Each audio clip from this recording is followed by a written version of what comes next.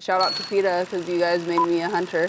Thank you very much, because once they did all the hard work in the sense showing factory farming. So now I'm gonna go hunt my own meat. You should know where your meat comes from. Okay, we are so excited to have you on the cover of Hook and Barrel, our second female ever, but this is like new day, new age, new blood in the space. We're so excited. So I'm Natalie Radzwilla, co-owner of Hook and Barrel magazine, and this is Natalie Eva Marie.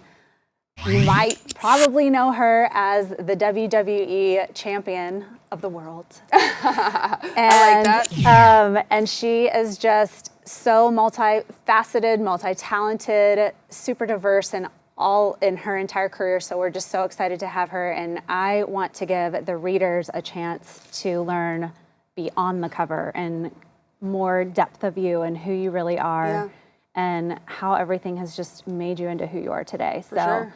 Tell us a little bit about your upbringing.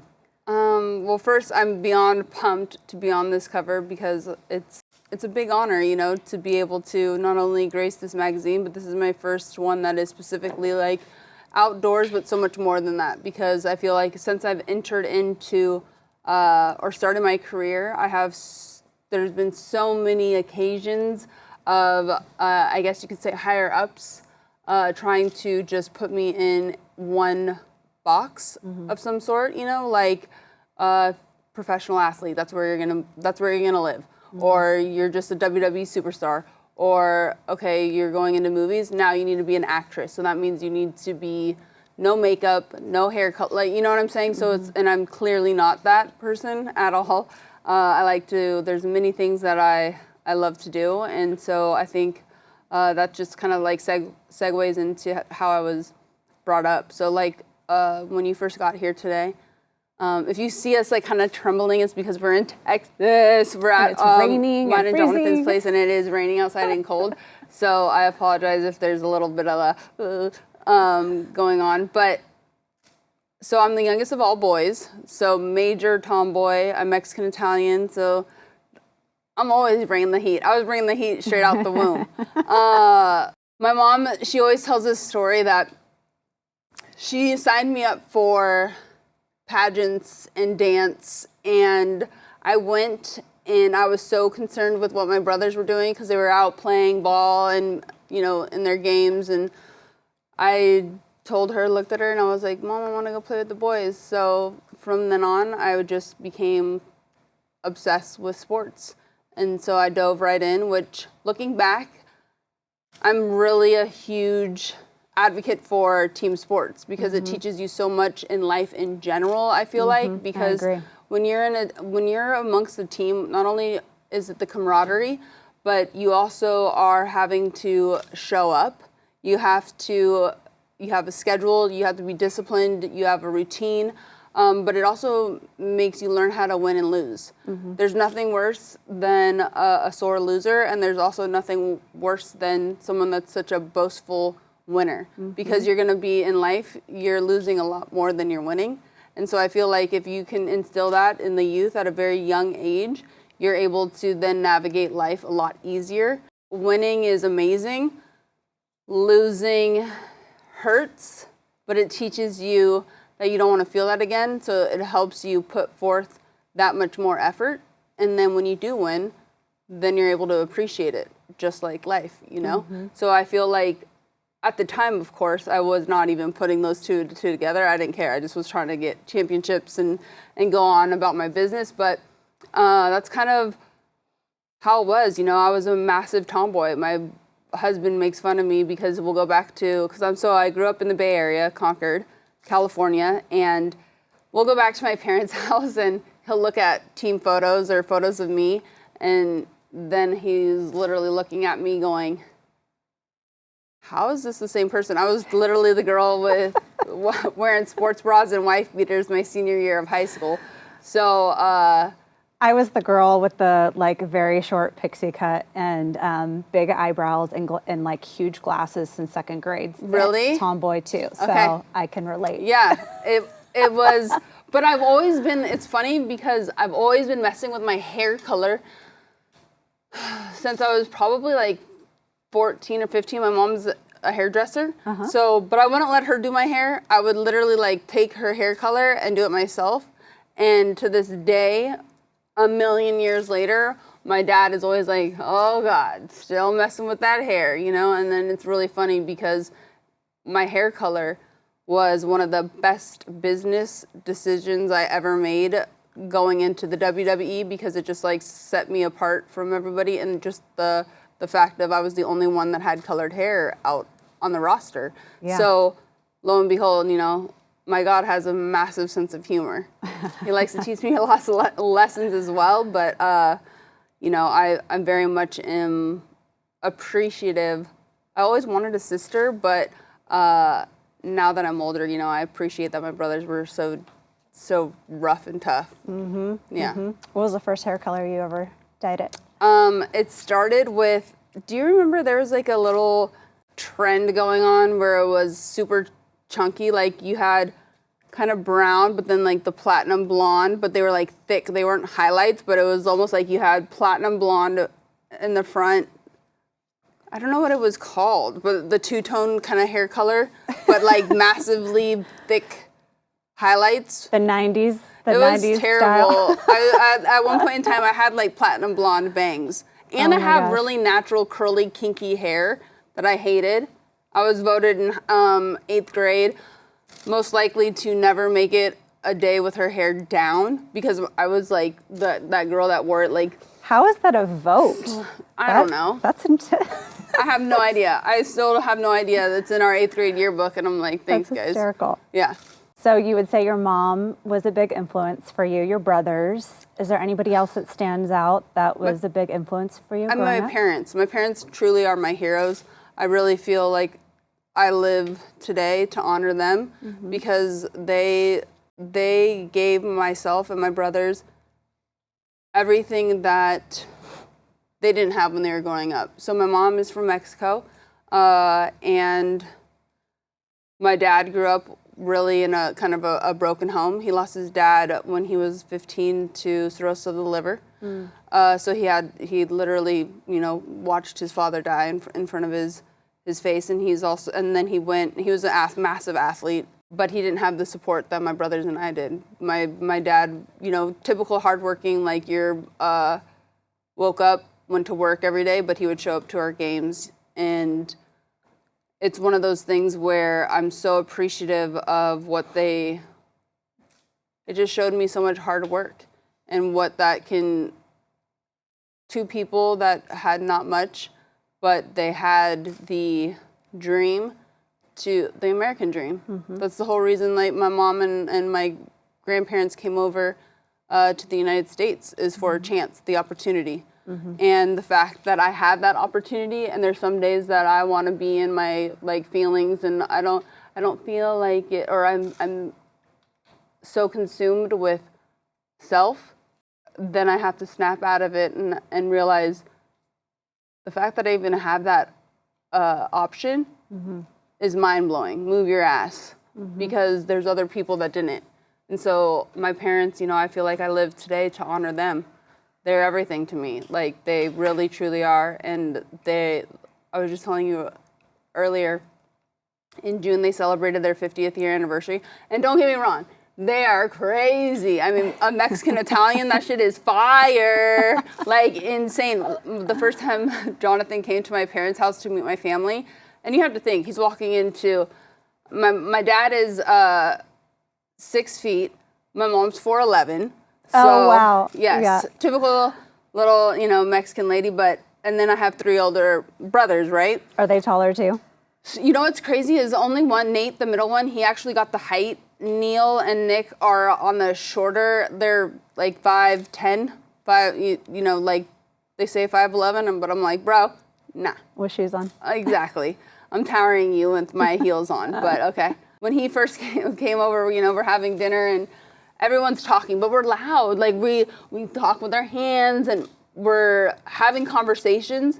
And he's looking at me, and he's like, why is everyone yelling at each other? And I'm like, my gosh, that's hysterical. John says the same thing. He's like, your family just yells. I'm like, no, we're just talking. For sure. We're just very animated. And the one that yells the loudest is the one that's going to get heard. Yeah. So it's like, exactly. you know, sometimes you have to So it took him a minute to get used to that. But yeah, it's a crazy household. And that's kind of how I grew up.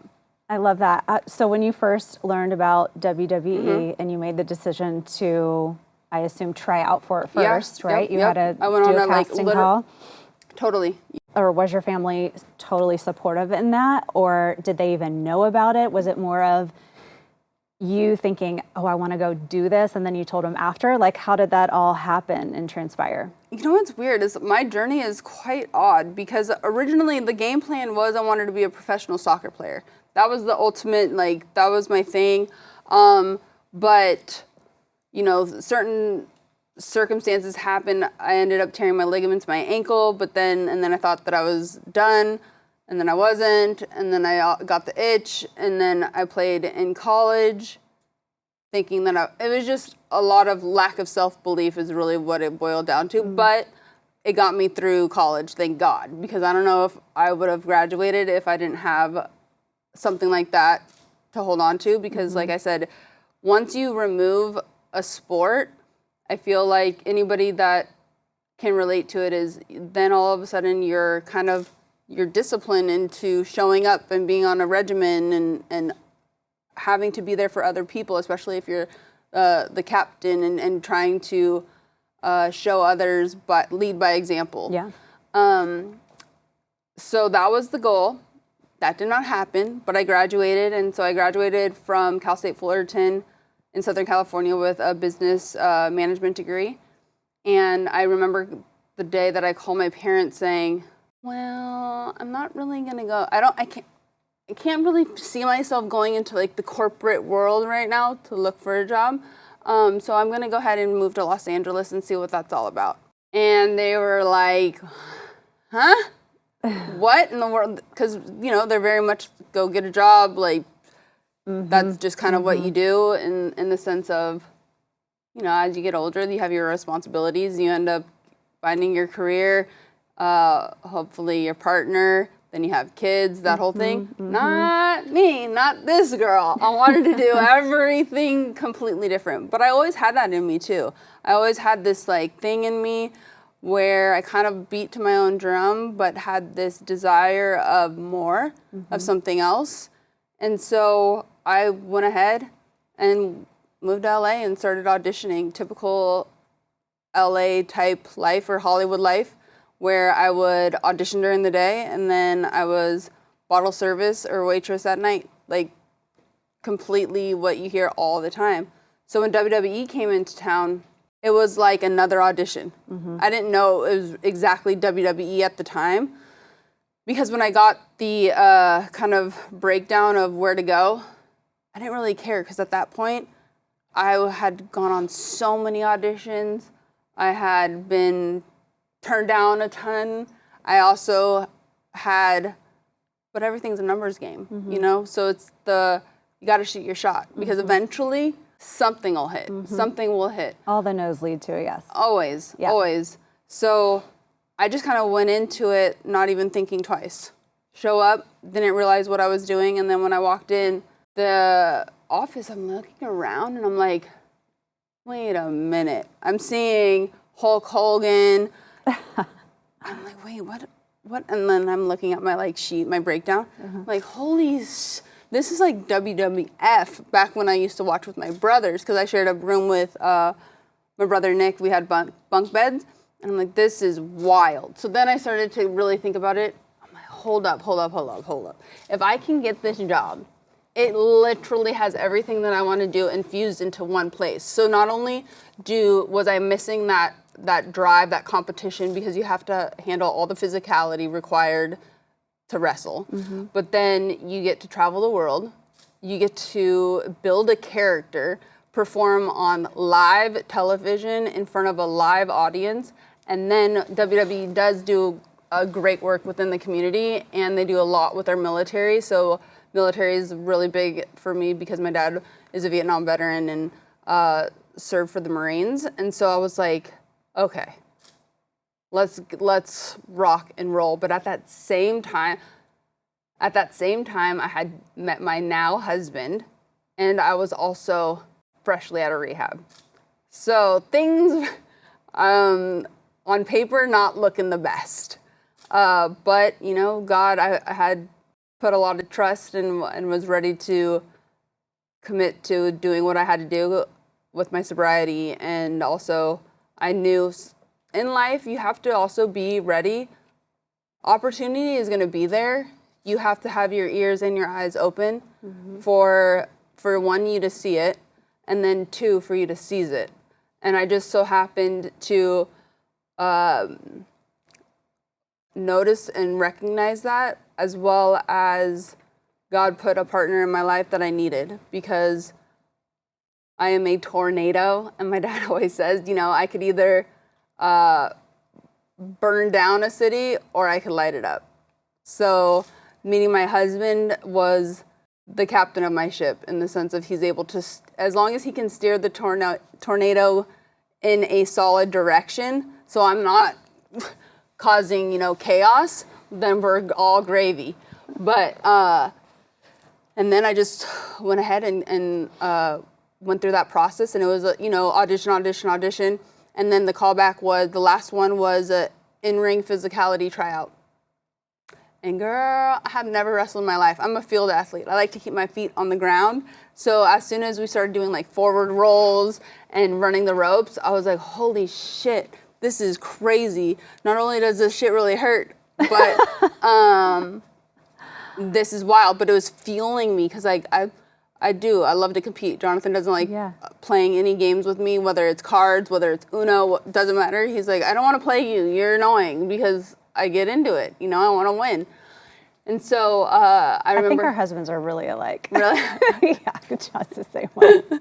It's crazy. I get two Natalies. Yeah. Two John. Which Jonathan. is also wild. Crazy. I don't think I've ever met another couple that worked together and named our same names. Yes. Which is crazy. wild. Meant to be. Yeah. So I remember coming back home, talking to Jonathan, because he thought I was crazy. He was like, wait, you want to be a wrestler? Huh? So I just, after the 4 weeks, I ended up getting a developmental contract. They were in Tampa, the developmental facility. And so you would just go out there and you would train, you would learn how to wrestle, you would work on your character, and then you would hope to get called up to Monday Night Raw, the main roster, which is Monday Night Raw, Friday Night SmackDown. But at that same exact time, WWE was doing a reality show, and they had a last minute decision where they wanted to all of a sudden have two girls that knew nothing about the business, didn't know how to wrestle, and for them to showcase kind of that storyline. And since I was living in Los Angeles, I got a call after I got my developmental contract, and said, hey, will you come and audition for this? Don't know if we can't tell you really what it is. And at that stage in the game, I was like, of course. What do I have to lose? Who cares? Like, whatever. Go into Buena Murray Studios and sit down for like 3 hours, kind of like a chit chat like this with a producer. And then as soon as I'm like leaving, he goes, okay, just so you know, this project is moving extremely fast. And so, make sure that you keep your phone on you. And I'm like, okay. As soon as I walked out the door, and this has only happened to me a couple times in my life, but I felt just like, damn. I called Jonathan, and I go, oh my God, I motherfucking murdered that. Like, murdered it. Yes. So that was a Friday. We end up driving, but he's from the Bay Area also. We drove up to the Bay Area. He meets my parents for the first time. Oh, wow. I know. Okay. Saturday, I get a call from WWE. I got the job for Total Divas, and now all of a sudden, instead of going to developmental now that I originally was, I'm starting work on Monday in WrestleMania. It's starting. I literally was they mentioned something about dyeing my hair platinum blonde at that time, but I didn't. I was like, what color was that at the time? Black. It was like black. You. Okay. Yeah. Mm-hmm. Or dark. And so Sunday, as we're going back to LA, because I leave Monday now for WrestleMania, which is the Super Bowl of wrestling, and that was my first day on the job. Jonathan asked my dad for my hand in marriage, And then on Monday, I was on a plane and never looked back. Oh, wow. That's amazing. Yeah. So you found out the news while you were with your family. It was the best. So cool to tell them in person. Everything. Yeah. And then you're like getting married after how long were you guys together for? We got engaged after, was it 5 weeks? 5 weeks. 5 weeks. Yeah. So everything so you were in rehab. You get out of rehab. He saw you through that. Or did you meet after? That's where, at the time, okay, so I was fresh out of rehab and I met him, but I didn't tell him that I was an addict or an alcoholic and fresh out of rehab because that doesn't look good. Who's gonna wanna date you?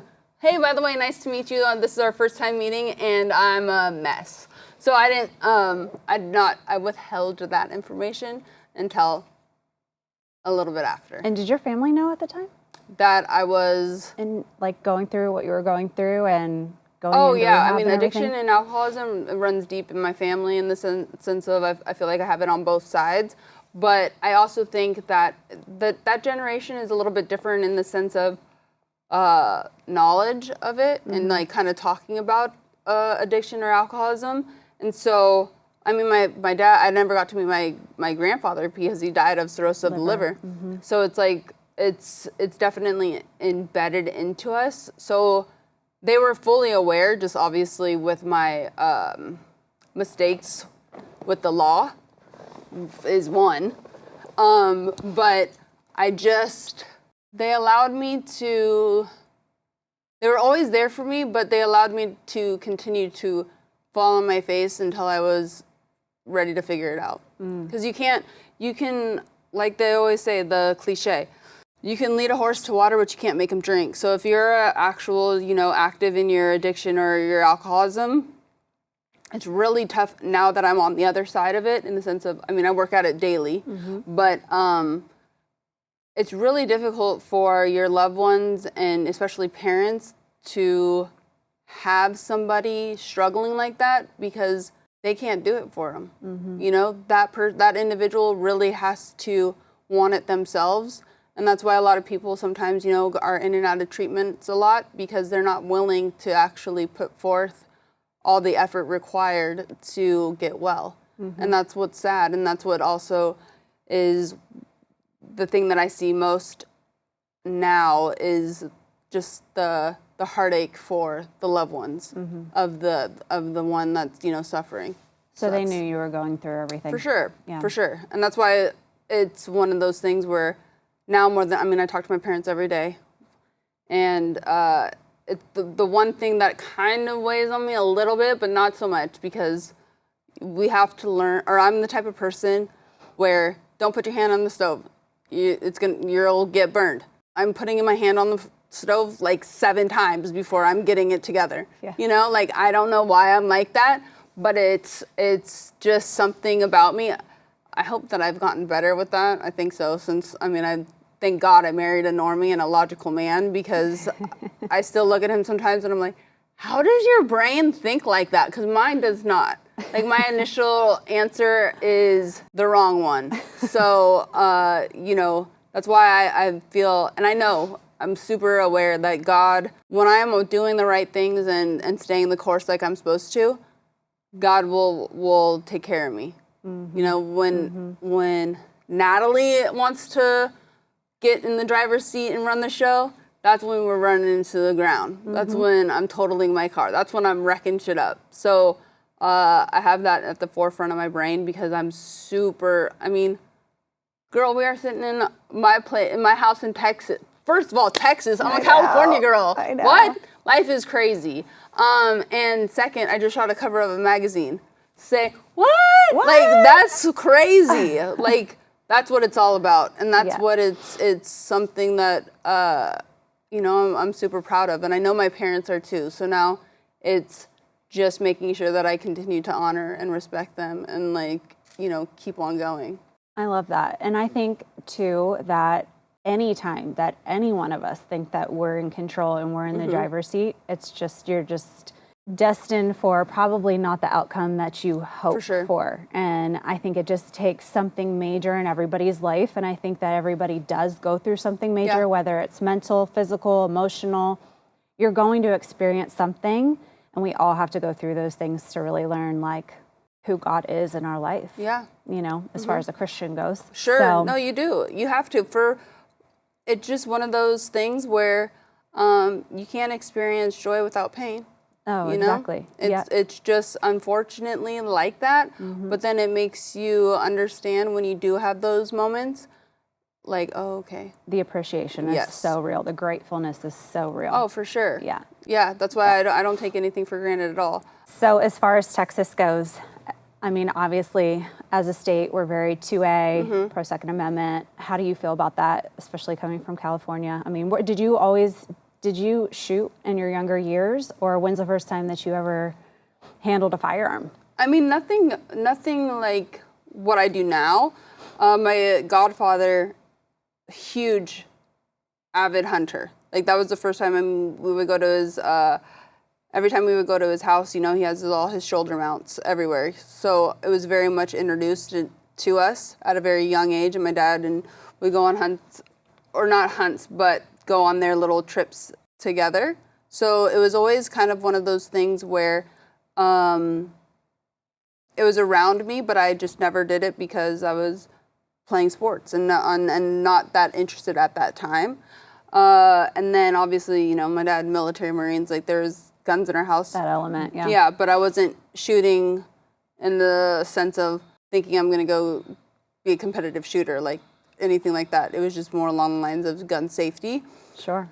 So then moving to Texas, I mean, my husband, if he could, he'd get 2A's tatted on him and the man is tatted up because it's. I mean, he could technically. I mean, that is true.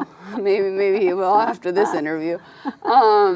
It's one of those things where it's so important for us to have that right. And Texas, thank God, is one of those, you know, big states for us to actually have that right. And I think that's really important because without it, I don't think I ever want to live in a place that takes that away. And so as a newer comer into the hunting space, what were some of your influences that got you into hunting? Because that's new to you, right? Yeah. A major one is factory farming. You should know where your meat is coming from. I mean, if you look at shout out to PETA because you guys made me a hunter. Thank you very much because once they did all the hard work in the sense showing factory farming. So now I'm going to go hunt my own meat. You should know where your meat comes from. That is so interesting because oftentimes people would look at that and the work that PETA does and they would think, oh my gosh, I'm just going vegan and I'm not eating animal products ever again. And it did the opposite to you in the sense of like, okay, I like animal protein, but there has to be a different way to do it. Completely. And also it's very important too, where I have no judgment whatsoever with what an individual wants to do with their life. Like I've tried nutrition-wise eating different modalities. Like I was vegan for a little bit just because of my own stomach issues, so I wanted to do the whole elimination diet. Things, yeah. But also what I found out is my body specifically needs meat protein. Yeah. Like I started losing my hair. I got severely depressed. I couldn't get out of bed. It was like really wild. Wow. It was a very weird moment in time in my life where then Jonathan, I wanted to go on antidepressants. Jonathan wanted to call my mom. Yeah, I was like suicidal. Wow. Oh gosh. All of the things, but I'm not saying it only was because of veganism, but what we narrowed it down to really was my body needs that meat protein.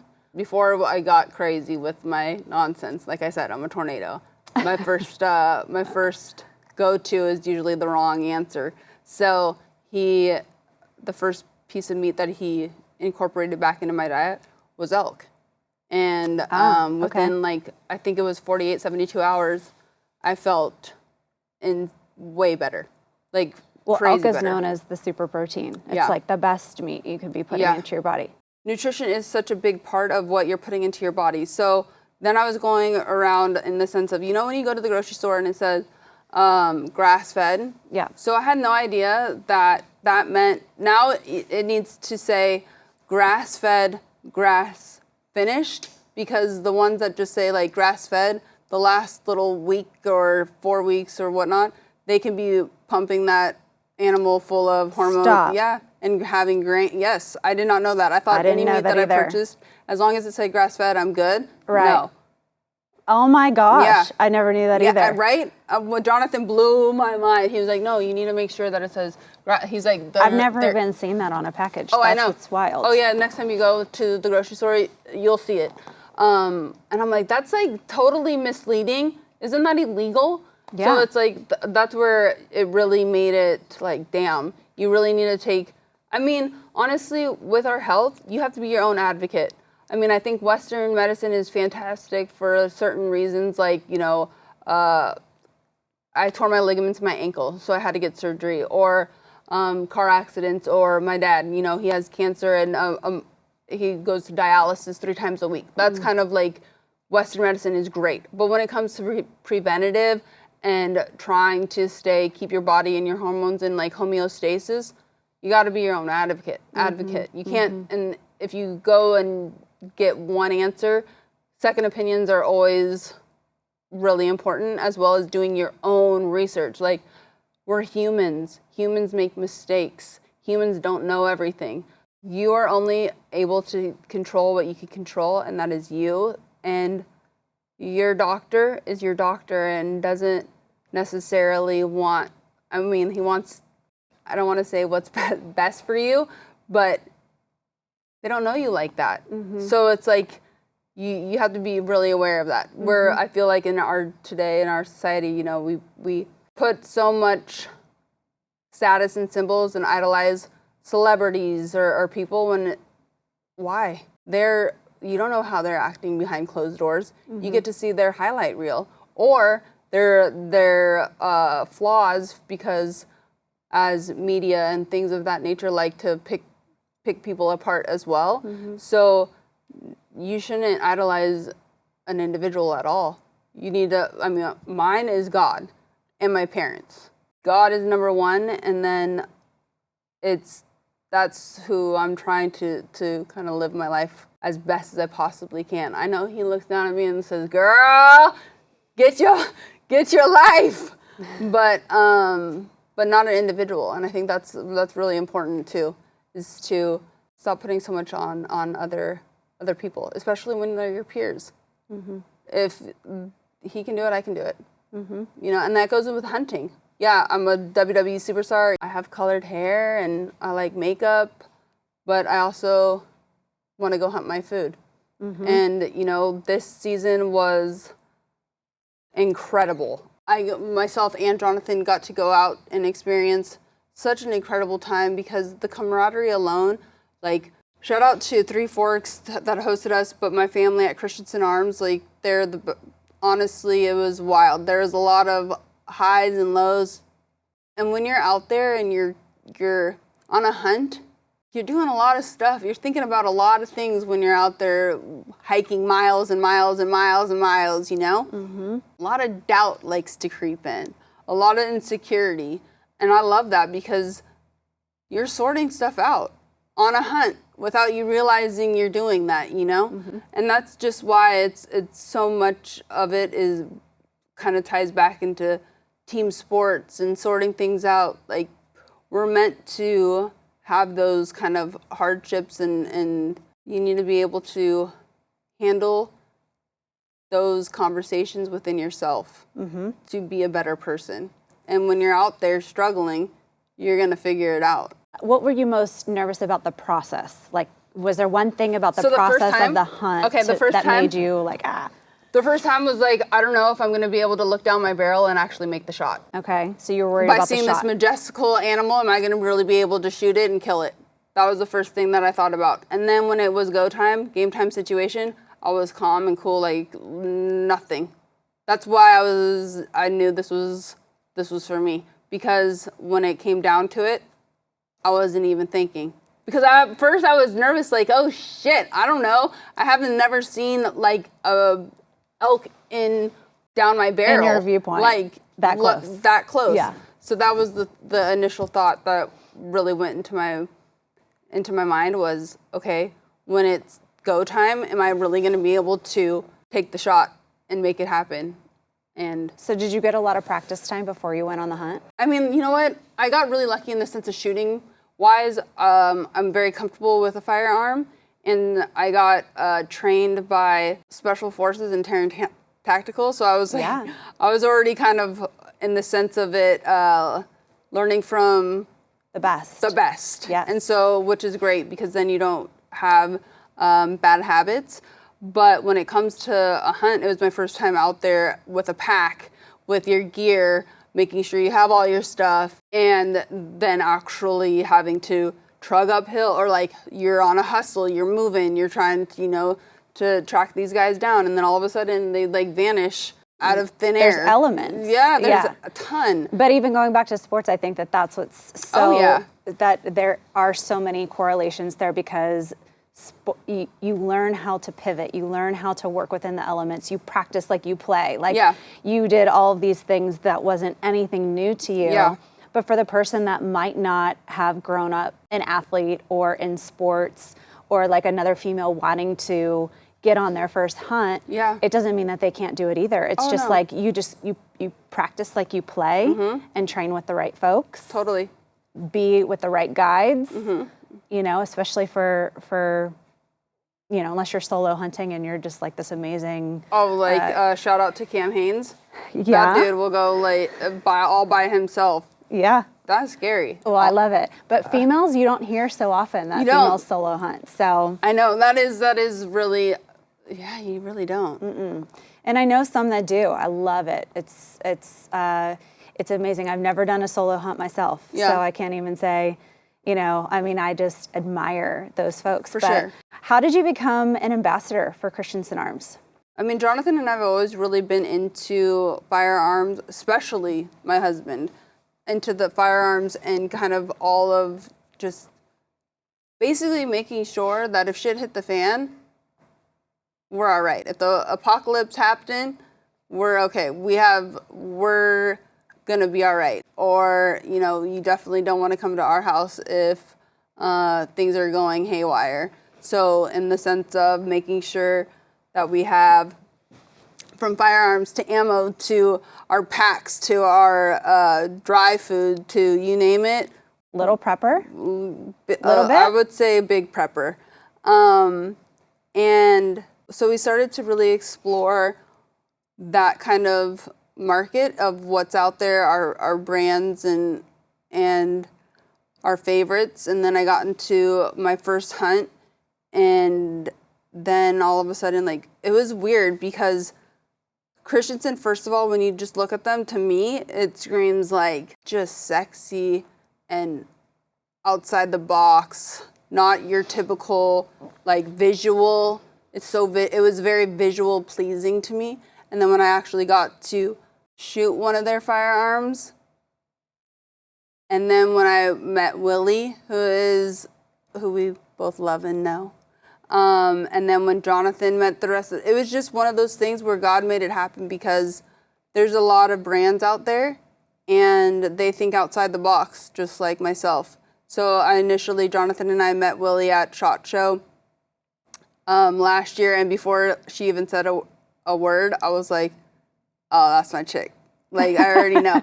Because I think it's really important that, like I said, we're human. So you already have like these little preconceived little judgments of who somebody's going to be or whatnot before you get to actually meet them and have an interaction with them. And I'm sure I get that a lot because I do have pink hair, which is crazy.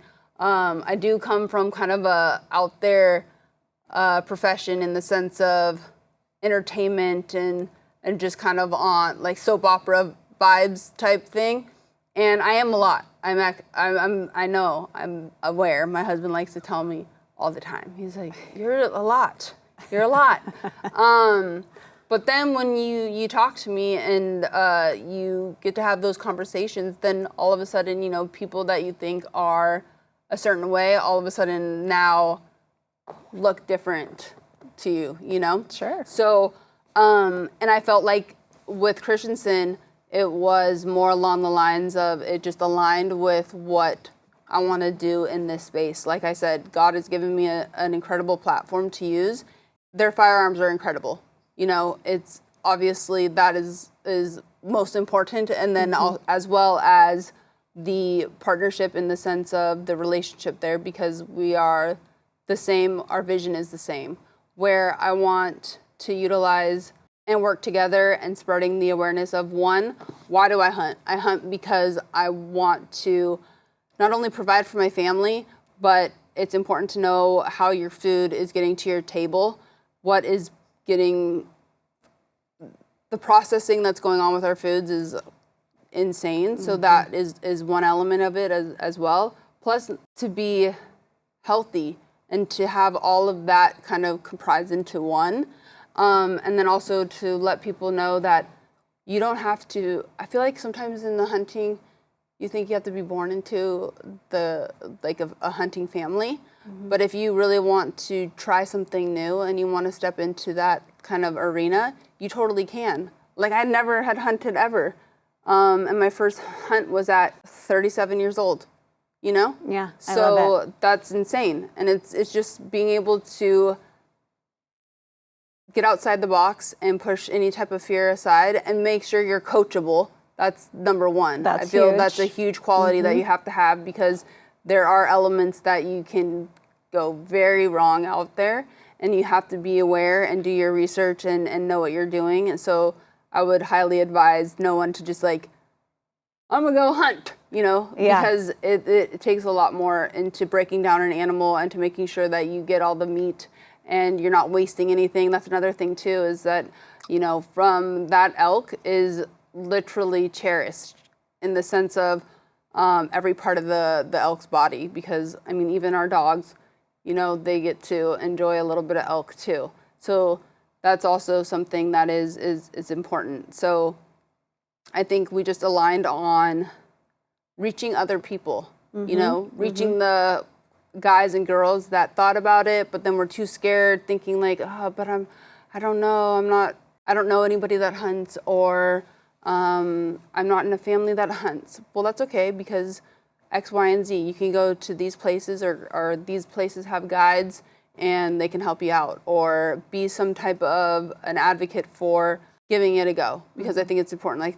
I do think that everybody should try it at least once, just because of, or just learn the appreciation for sure of it. Yeah, you know, because conservation is such a big aspect. Oh yeah. To hunting, and I mean, we have to control the population of these herds of animals, and that's why we have hunting seasons, and that's why it's different in every state, and it's not the same across the board, is because we have different climates and seasons and all of these things. And so at least just understanding the effects of hunting, I think, are really important too. But you know, it's interesting. I didn't shoot my first pistol until like maybe 11 or 12 years ago. Didn't grow up in a, you know, shooting family, hunting family, not even an outdoor family. It's funny because my dad would always say, you know, my nearest camper is that Marriott, you know, or whichever hotel was nearby. And so when I met John, my husband, he took me on my first camping trip. Oh, wow. He put me around the right people to shoot my first gun. He took me on my first hunt, which, by the way, just for him, his very first hunt was really no longer than like 13 years ago either. And he learned how to field dress a deer by YouTubing it in the field, like figuring it out. He had no idea what to do. But that's a moment where you literally could, it's a crossroads. You could either just feel so defeated, and as a man, you know, like, I don't want to ask anybody to teach me how to do this. And he didn't grow up in a hunting family per se at all. And so for him to teach himself how to do it in the field in real time, and then take me on my first hunt and me enjoy it and like it. And now, I mean, less than 10 years later, we own a hunting and fishing shooting magazine. It's just piggybacking on what you say, that it's like, I mean, girl, you don't have to grow up. Totally, no. You don't have to grow up in this. I mean, I would consider myself a novice shooter and like an intermediate hunter. And I have so much fun doing it. But the fact that I now get to accelerate this message into this space and attract more females into this space and attract more people in general into this space by running a magazine that is reaching a broader demographic to pull us in. I mean, who would have ever thought that would be my life course? I never would have thought that.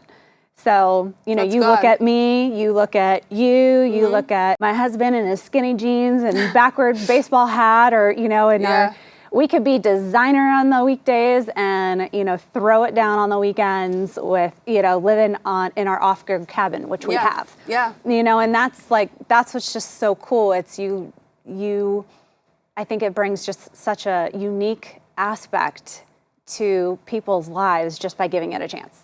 For sure. Yeah. I mean, you hit the nail on the head in the sense of, I mean, you guys are, you have a narrative of all of the outdoors that somebody would want to know about coming from somebody that did not grow up that way. And now look at you spreading not only just the message of you can do, I mean, girl, you should be on the cover. Oh, no. No. You know what I'm saying? is that's what I mean, but it's showing other women that you're an owner of a business that is doing something that you did not grow up doing. And then you love to do it, and you like to dress up, and you like to do your hair and put a face on and look bomb in your outfits, but then you have no problem doing it. That's what I mean. It's like there's so many elements to us as individuals, and that's okay. You don't have to just be this one type of person or like doing one type of thing. Like you don't have to fit in a box. No, it's like I love to get down and dirty in my gym. I love to get all dolled up and, you know, have a nice meal with my husband, or I can go kick your ass out on the field. Like, you know what I mean? There's so many elements of myself, and that's okay. It's like, as long as you enjoy doing it, that's what matters. And ethically. 100%. Like, that is for sure. Yes. Okay, so what is next for you? Do you feel like this is the evolution of the NEM brand? Is the hunting industry it? Maybe shooting competitively, maybe? I mean, what can we expect from you and for you? I mean, I think I'm just stepping into this industry in the sense of there's so many elements that I could possibly explore. I know there's more hunts that I want to go on. I mean, we kind of talked about me possibly competitively shooting. Maybe, I'm not quite sure, because right now, too, is I have my hand in a lot of things, and then have just had the conversation with Jonathan. A ton is working in recovery centers and treatment. And so the fact that, you know, God just kind of made it all happen, from now hosting a podcast with Chad and Shane, my other hosts, the Hopeaholics, is amazing, because, you know, it's another thing where I feel there is so much stigma behind sobriety and alcoholism and addiction, where I'm really trying to kind of remove that, because there's no shame in asking for help or getting help. There's shame in staying the same and wanting to kill yourself and wanting to not be in that place. There's shame in that. There's no shame in trying to progress and get better. So the fact that, you know, this year we partnered with the Infinity Group and opened up the first NEM Recovery Center, and really making that kind of shift. And also, too, we have designated facilities for our veterans, is something that I'm like super passionate about. And then incorporating it with, we're talking amongst, I mean, Willie knows Chris Cook, and so incorporating skill sets into the recovery center as well for like therapeutic values. So going to the ranch and shooting and being out in nature and possibly wanting to get into hunt. It's like all of that ties together, you know, and it's like mind, body, and soul. People remove the animal aspect of it, and you're doing so much you're connecting with a higher spirit that you don't realize when you're doing certain things that are required, from whether it's shooting a gun to preparing for a hunt. They all to me is like one and the same. So the fact that now I get to not only have a voice on a podcast and have guests come and share their experience, strength, and hope, because we all got pain. We all got struggle. Yep. We all been through something. You know, we might not gone through the same thing, but life is hard. Life is hard. And so it's really fulfilling to listen to other people stories of how they've gotten out of that, because we all get in our days and we all have our funk and we all have certain, and there's going to be seasons of life that are harder than others. But to give that glimmer of hope, because that's what it starts with. You need a little bit of glimmer of hope for you to make a change. And then once you can, then obviously all the hard work that comes along with it, you know? Because it is hard. This shit is hard. And I wish I didn't have it, but then it is my superpower, because I'm a savage beast. And I think that's what I'm like really excited about, because I feel like that's what gets to showcase on your guys' cover. And I'm honored to be on it. I mean, I think that it's very important, especially for their younger generation. I was so scared for a while to do a lot of certain things, even though I'm fortunate enough to have a family that I'm crazy as shit, but they're always like, my dad's like, well, if you want it, you know what you got to do. So that's put all of me into something. And so I think in this, I don't want to say version, but I guess in this era of the NEM brand, is leaning into that, for individuals to do what they want to do and to do it to the best of their ability, and not think nothing is easy either. Like, hunting is not easy. It might look like it on Instagram, but that shit is hard. I mean, my Christian family, they know. Willie was there. That shit is a struggle. It was hard. I had a battle. Like, it was not what people see. And I think that's what's beautiful, is that you go through a lot, in the sense of, just because of whether it's a long day and you're hiking and you don't see anything, you know, to all of a sudden, it's just, there's a lot of things that go into this industry, into this space. And that's what I want people to experience. I want people to be able to have that little bit of reach outside the box. Yeah. You know, people are too worried about scrolling on Instagram or you know, not getting in tune with, I feel like God is always talking to us, but we're occupying with noise. And so by being able to kind of step outside that, you're going to hear some things that are going to either inspire or motivate or answer some of the questions that you think that you've been toying with. And I think that's what's really important. And the evolution of you. And the evolution of me. I love the depth that you have. I think that so many people could look at you and think one thing, and, oh, her life must have been easy. She's beautiful, has a healthy marriage, a healthy family, loving family. The depth of you is so awesome to me. And I think that is, it's something that people don't see the process. They don't see the journey. They see what's in front of them right now, today. And I think if more people can just peel back the layers or get to hear your heart, because you live out loud on social media and your Hopeaholics podcast and everything, and I've listened to it, and I think it's amazing. And so the fact that you're just taking this next step into who you are right now, of leading and motivating and inspiring other people to seek their own recovery journey in whatever aspect of life that is, and then trying new things like hunting and being in the outdoors and shooting and whatever it may be, is just really powerful. So we are so excited to have you a part of Hook and Barrel magazine and on our May-June 2024 cover. It's going to be fire. Yes. Natalie Eva Marie, just bringing the depth to you. We hope you enjoyed. Thank you so much.